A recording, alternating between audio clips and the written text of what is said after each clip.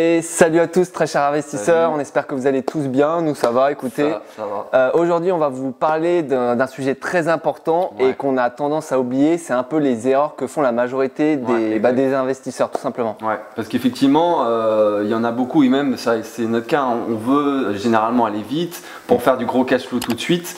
Encore une fois, gratification immédiate, gratification différée, c'est vrai que c'est important de savoir ça. Mais il en découle quand même pas mal d'erreurs à ce niveau-là et pour nous, c'est même limite un devoir de vous dire qu'il faut faire attention par rapport à ça parce qu'effectivement, nous, notre cas, on a réussi à ce niveau-là d'aller très vite et d'avoir pas mal de cash flow tout de suite. Mais il faut rappeler que voilà, on était deux, on avait pas mal de notions, de connaissances en termes de travaux. On avait pas mal de temps et ça nous a très bien aidé au niveau de nos emplois pour se consacrer justement à l'immobilier. Donc voilà, il y a ça notamment à prendre en compte. Et c'est surtout qu'on était deux. Ouais, exactement. Mais notamment, c'est tout à fait possible. Mais voilà, en découle quand même certaines erreurs et qu'il faut à tout prix éviter. Qu'il faut à tout prix éviter. C'est pour ça qu'on préfère vous alarmer tout de suite par rapport à ça et que justement vous fassiez attention. Tout à fait. Je m'excuse d'avance, j'ai noté toutes ces erreurs parce que ça aurait été très compliqué de vous les dire oralement et puis je vais éviter un maximum les coupures qui est 10-15 coupures, c'est vraiment pas marrant pour vous. Donc ce que je vais faire, je vais les lire une par une et vous allez voir que c'est vraiment du concret, du cas typique. Et toi, tu pourras émettre quelques remarques si tu y penses. Donc voilà, les principales erreurs, donc tu l'as dit, généralement c'est parce que vous êtes pressé, vous voulez aller vite. Voilà, vous voulez avoir du cash flow un maximum le plus rapidement possible, être entier. Non mais c'est bien. Je le rappelle, comme tu l'as très bien dit, c'est bien, mais attention, ne commettez pas ces erreurs. Et vous allez voir, vous allez peut-être vous retrouver dans quelques-unes. Il y a beaucoup de contenu là pour cette vidéo. Donc première erreur, voilà, vous êtes pressé, vous faites chaque chose dans la précipitation et vous négligez chaque étape du processus d'investissement, que ce soit la stratégie.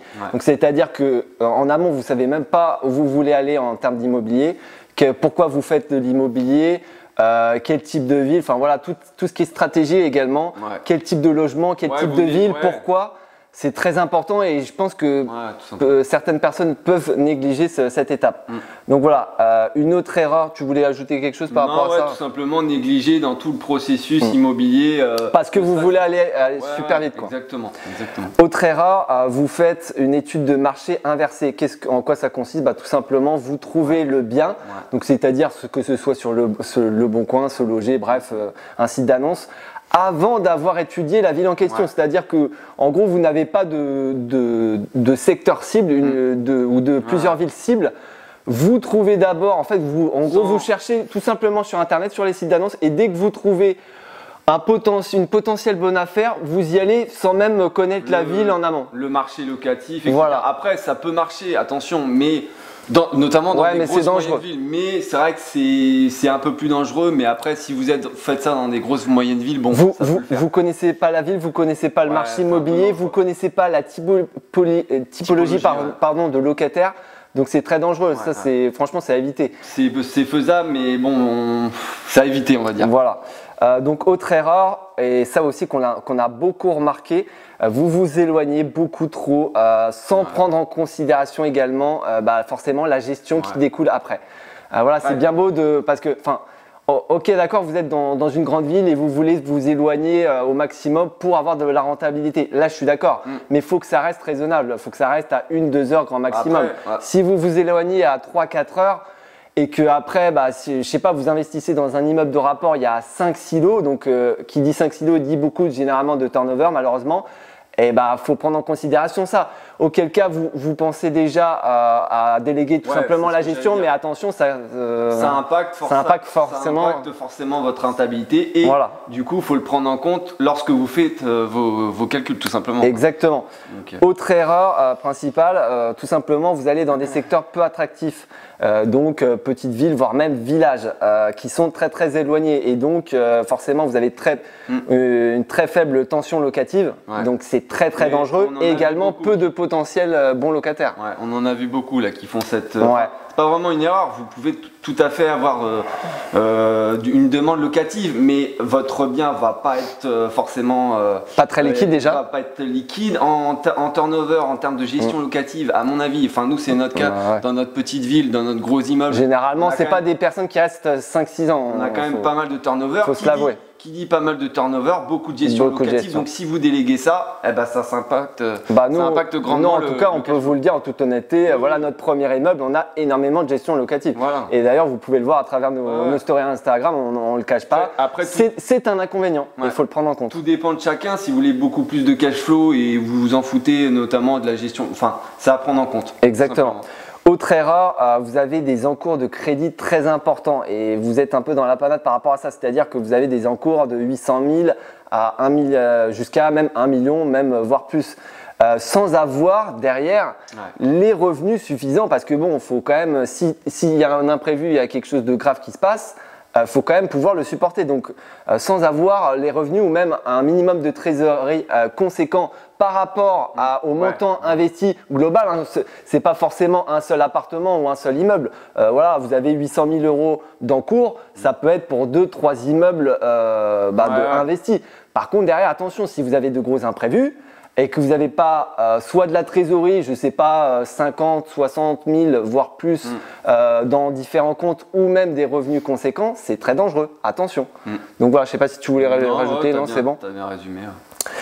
Autre erreur que beaucoup d'investisseurs commettent également, ils achètent de gros immeubles sans avoir été formés convenablement, notamment aussi par rapport aux travaux. Enfin, ça, on l'a dit et redit dans pas mal de vidéos. Instagram, mais ouais, effectivement, c'est très dangereux, que ce soit voilà, en termes de recherche, en termes de travaux, en termes de gestion locative, parce que voilà, c'est un peu, il y a quand même beaucoup de métiers à prendre en compte. Enfin, je veux dire, vous faites beaucoup de choses. C'est plusieurs métiers, c'est un mix de plusieurs métiers.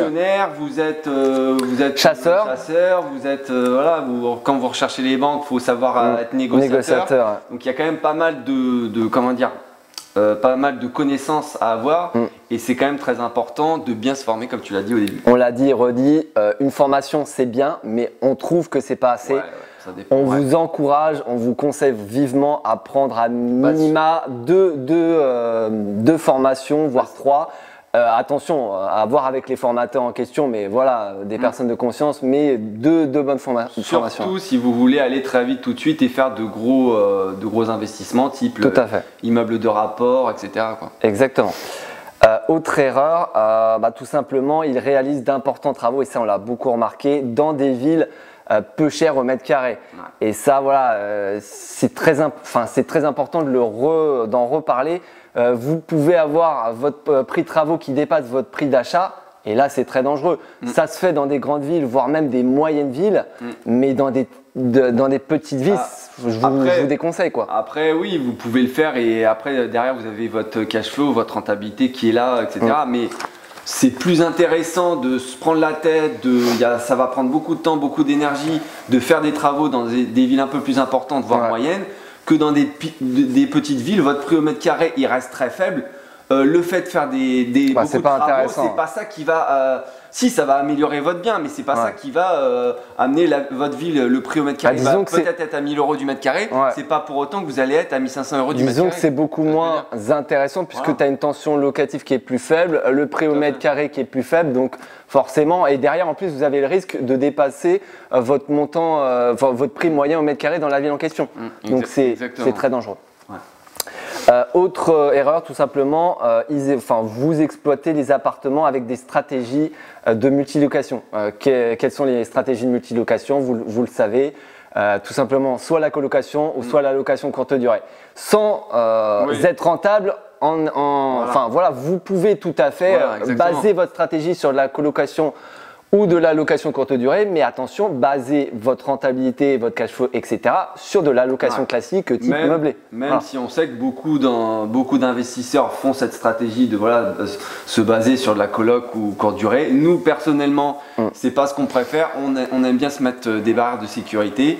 Nous, c'est ce qu'on vous conseille. Après, c'est ça. Après, chacun fait ce qu'il… Je vous donne un exemple tout bête. La colocation, et ça, on en a reparlé également. Tout simplement pour vous donner un cas concret, je ne sais plus si ça a été une étude qui a été faite sur un site quelconque. Tout simplement les annonces de l'année 2019, vous aviez au total 12 000 annonces de colocation. Et l'année 2020, il y a eu 17 000 annonces de colocation. Donc il y a eu beaucoup plus d'annonces, je pense, par rapport justement aux investisseurs, etc. Mais bon, il y a une chose qu'il faut prendre en compte. Enfin, les universités, elles poussent pas comme ça, comme des champignons. Les étudiants, enfin, je pense pas qu'ils grossissent, ou alors qu'il y a un baby boom il y a 10 ans. Mais enfin, vous voyez ce que je veux dire. C'est très très dangereux. Même si c'est vrai que là, avec le Covid, je pense qu'il y aura beaucoup de gens maintenant qui veulent retrouver ce lien un peu avec en étant avec pas mal de personnes, en partageant. Ouais, mais même. Mais c'est très risqué dans le sens où demain il y a 30, 50 investisseurs qui viennent dans votre ville, qui font de la colocation. Demain, vous ne louez plus une ou deux chambres de votre appartement. Ah bah là, votre rentabilité, elle est morte. Voilà. Vous êtes tout juste à l'autofinancement ou alors vous devez même mettre de votre poche. Dans ce cas-là, il faut améliorer votre bien, en termes de prestations, après ça se fait, mais bon. Disons qu'il y a un très gros risque. Dernière erreur que j'ai trouvée, tout simplement, c'est une qu'il faut à tout prix éviter, notamment quitter votre job prématurément. Alors que vous avez besoin de la totalité du cash flow, attention c'est quand même important, pour pouvoir vivre, notamment du coup le cash flow de votre immobilier, pour pouvoir vivre. Attention, c'est très dangereux, à éviter à tout prix. Essayez de rester dans votre job et puis de refaire un autre investissement, voire même un deuxième. Pour pouvoir avoir un cash flow suffisant. Et voilà, je ne sais pas, au bout de 2, 3, 4 investissements, vous avez, 4-5 000 euros de cash flow. Imaginons que vous ayez besoin de 2 000 euros de cash flow. Là, oui, à la limite, vous pouvez… D'ailleurs, c'est un peu notre cas. Exactement. C'est un peu notre cas. On se dit que on a tant de cash flow, nous, on a besoin de beaucoup moins. Donc voilà, si jamais il y a un pépin ou quoi, on sait qu'on a une petite marge. Donc exactement. On est rassuré, quoi. On vous l'a dit, on gagne actuellement, environ, ça dépend des mois, 4 000 euros de cash flow. Pour tout vous dire, on n'a pas besoin de 4 000 euros de cash flow pour vivre, on a peut-être besoin de 1 500, 2 000. On vous l'a dit, on a acheté un van. Nous, on peut vivre en autarcie pendant 1-2 ans, c'est pas un problème. Je pense que du coup, il y a des petites… des points notamment importants. Bon, on en a dit quand même pas mal, t'en as dit pas mal. Disons que c'est des erreurs, j'ai dit pas mal d'erreurs qu'il ne faut pas commettre. Mais du coup, on va évoquer quand même quelques points importants à prendre en compte. Et du coup, pour justement éviter toutes ces erreurs. Notamment la colocation, tu l'as déjà dit, mais effectivement, ne serait-ce qu'en termes d'imprévu, vous voulez quand même aller assez vite et il y a l'émotionnel qui rentre en compte. Donc vous vous dites, il va pas y avoir de pépin, mon prix de travaux, ça va être tant, je sais que je vais pas dépasser. Et généralement, les travaux, ça se passe pas comme ça. Et plus vous avez de travaux, plus vous allez avoir généralement des pépins.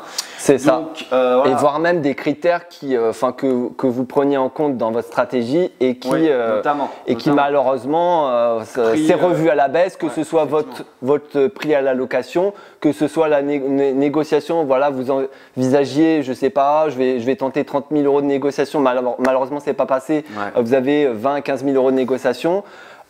Toutes ces choses-là qu'il faut prendre en compte en amont et c'est pour ça qu'il faut toujours se mettre des marges de sécurité. Exactement, parce que sinon, plus vos critères s'affaiblissent et plus moins vous êtes rentable pour le coup. Donc attention, très dangereux. Mettez-vous des marges de sécurité. Mettez des marges par rapport aux travaux, par rapport à la négociation, par rapport à vos loyers, vraiment tout la totale. Tu l'as déjà dit, mais notamment par rapport à vous avez quand même fait pas mal de recherches, vous trouvez pas un bien et du coup vous vous rabattez sur des petites villes, voire même des villages et on a vu quand même pas mal d'investisseurs le faire. Alors oui, vous pouvez sûrement louer. On est d'accord. C'est une stratégie, mais attention, c'est vraiment spécifique. Mais ça reste quand même très dangereux. Votre bien reste quand même très peu liquide. Faut dire ce qui est. Après, ça dépend. Si vous êtes à 5-10 minutes d'une très grosse ville et que la demande est là, pourquoi pas. Disons que dans ces villes-là, forcément, c'est des prix au mètre carré peu chers. Forcément, c'est logique. Et donc, qui dit prix au mètre carré peu cher, généralement, les personnes qui habitent dans ces petites villes, voire villages, c'est des personnes qui ont quand même une certaine solvabilité et qui généralement sont plus propriétaires que locataires. Généralement. Donc, attention à votre stratégie par rapport à ça et faites bien votre recherche par rapport à la typologie de locataires que vous cherchez. Notamment, Donc voilà, très attention. Notamment les travaux, c'est vrai qu'on en a déjà parlé, vos connaissances, vos compétences en termes de travaux. Formez-vous à fond. Si vous voulez faire 200, 300 000 euros de travaux et que vous n'avez aucune connaissance, pour moi pour nous, des fois on voit certains investisseurs qui veulent faire autant de travaux, on se dit mais c'est des fous. Déjà que nous, on n'était pas serein quand on a fait tous nos travaux. Ouais. Donc si vous avez aucune connaissance, aucun contact, enfin c'est. Disons que ouais, les travaux, vous avez une répercussion moins importante, notamment au niveau des petites villes. Donc attention, plus les villes sont petites, moins c'est intéressant de faire des travaux. Et moins il faut éviter en tout cas. Donc voilà. Généralement, pour vous donner un cas concret, évitez de faire des travaux de division dans des petites villes. Si vous faites des travaux de division dans une ville de 10 000 habitants, voire 5 000 habitants, je vois pas l'intérêt. Je vous avoue, je vois pas l'intérêt. Oui, après, ça peut être rentable et dégager du. Ou alors, il faut avoir un prix d'achat très très faible. Mais c'est pas intéressant. Après, ça reste quand même très dangereux et vous prenez beaucoup de risques, du moins pour après. Oui, si le c'est surtout beaucoup d'énergie, beaucoup de temps, beaucoup d'argent investi pour être dans une petite ville. Ouais, exactement. Donc, nous, personnellement, on préfère utiliser ce temps, cette énergie, pour rester quand même dans une moyenne grosse ville. Ouais. On reparle de la colocation. Attention, prenez en compte le fait que la ville peut exploser en termes d'offres, tout simplement en termes de colocation. D'ici 6 mois à 1 an, il peut y avoir 10, 20, 30, 50 investisseurs qui investissent tout près de chez vous et qui justement achètent des colocations. Et là, vous louez plus 4 nuits, vous en louez 3. Ouais. Attention, votre rentabilité va en prendre un coup. Exactement. Et puis ensuite, dernier critère, c'est vrai qu'on l'a dit quand même, je pense pas mal dans pas mal de vidéos. Tout simplement l'épargne. Plus vous allez faire de gros projets, plus ayez une épargne quand même assez importante. C'est clair. On l'avait dit, je crois, dans une autre vidéo, ayez minimum, mais vraiment grand minimum, 10%. Ouais, 10 à 20%. Ouais. Ouais, ça dépend. 10 à 20% du montant total de votre projet, avec travaux compris. C'est ça. Ouais. Et plus vous avez de travaux, forcément, vous imaginez, plus il est intéressant, plus il est primordial pour le coup d'avoir une épargne de côté. Donc, admettons, si votre bien, tout compris, vous avez un projet à 400 000 euros, ayez au minimum 40 000 euros de côté. Et je pense que, on revient par rapport aux erreurs, je pense que c'est une grosse erreur que beaucoup d'investisseurs font. Ils font de très gros projets, et même que ce soit division avec des gros travaux, des gros immeubles de 4, 5, 6 lots, mais derrière, ils ont peut-être, 5 000, 10 000, 15 000 euros de d'épargne, ce qui est très peu. Si jamais il y a des imprévus, c'est très dangereux. C'est ça. Si tout se passe bien, tant mieux, mais s'il y a des gros imprévus, et que cette personne-là, du coup, doit faire certains appartements et il ne peut pas faire le reste, du coup, cash flow moins de rentabilité, il va devoir attendre 1-2 ans pour faire les autres appartements. Donc rien à voir. Ça. Donc pour conclure, c'est important de prendre des risques, ça fait partie du métier d'investisseur immobilier. Pas trop non plus. Mais attention, ne prenez pas des risques inconsidérés. Voyez en amont chaque étape, votre stratégie, la recherche, ne faites pas n'importe quoi. Prenez votre temps, c'est important. On voit beaucoup d'investisseurs se presser parce que c'est la course au cash flow, la course à devenir entier le plus rapidement. C'est vrai que c'est bien, je veux dire, il faut toujours voir haut dans la vie comme nous on l'a vu, etc. Mais toujours prendre du recul et une démarche de sécurité. Et faire toujours en fonction de vos compétences, que ce soit les travaux, que ce soit la typologie de biens, immeuble de rapport, etc. Voilà, c'est très important. Ne jamais mettre de l'émotionnel en compte, toujours regarder au niveau des chiffres en fonction de vous. Et notamment, on l'a dit en début de vidéo, en termes de gratification immédiate, effectivement, c'est bien d'avoir tout de suite, mais toujours penser gratification différée. Et si ça peut attendre un tout petit peu plus longtemps, c'est pas la fin du monde. On le répète, et je crois qu'également on l'a dit dans une autre vidéo, plus vous risquez gros, plus cela peut impacter votre vie, que ce soit positivement. Donc ça a été notre cas, c'est notre cas. Et on est vraiment content par rapport à ça, mais ça peut être dans l'autre sens, vraiment dans le négatif. Exactement. Et ça peut impacter votre vie. Vous pouvez même être ruiné, si vous faites mal les choses et que vous faites un gros projet d'immeuble de rapport et je sais pas, la structure n'a pas été saine dès le début et tout s'écroule. Vous voyez, c'est des cas concrets comme ça. Voilà, on espère que on vous a alerté sur ces points-là. C'était un peu une volonté de notre part de vouloir vous alerter parce que c'est vrai qu'on voit beaucoup de choses et on voit que du positif. Mais faut notamment faire attention par rapport à ça. Beaucoup de personnes se cassent la gueule entre guillemets malheureusement, dans des projets immobiliers. Je pense qu'on n'en parle pas assez et je pense qu'on y reviendra dans d'autres vidéos parce que c'est important de vous mettre en garde par rapport à ça. N'hésitez pas, je pense, en commentaire si y a peut-être des notions qu'on a oubliées, qu'il faut faire super attention. N'hésitez pas, ça nous fait quand même super plaisir de liker cette vidéo, de vous abonner si ce n'est pas le cas. On essaie de donner énormément d'informations, de valeurs à travers des vidéos gratuites qui plus est, donc ça nous ferait vraiment plaisir. Ça nous ferait plaisir et puis de toute façon on se retrouve pour une prochaine vidéo. Exactement, allez, salut, ciao.